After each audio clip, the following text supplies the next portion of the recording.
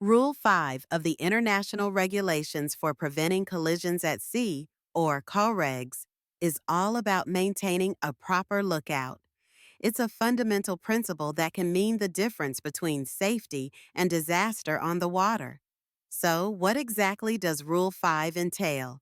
Simply put, it requires every vessel to keep a proper lookout by sight and hearing as well as by all available means appropriate to the prevailing circumstances and conditions. Now, let's break down what all available means really means. This isn't just about using your eyes and ears. It encompasses everything from binoculars and radar to night vision devices and even electronic navigation systems. In today's world, we have a plethora of tools at our disposal. However, technology should never replace the human element. A vigilant crew member can often spot something that a machine might miss.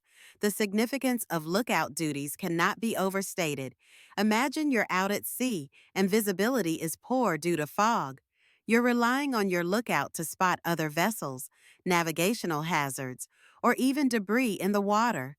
A moment of inattention could lead to a collision, endangering lives and property. It's not just about following regulations, it's about ensuring the safety of everyone on board and those around you. Let's consider a real-life example. In 2007, a cargo ship collided with a fishing vessel off the coast of California. Investigations revealed that the cargo ship had failed to maintain a proper lookout.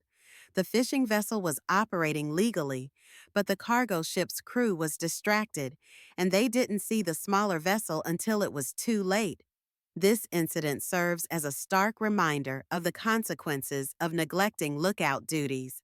So, what are the best practices for maintaining a proper lookout? First, ensure that your lookout is well trained and understands their responsibilities. They should be familiar with the area, aware of potential hazards, and know how to use all available tools effectively.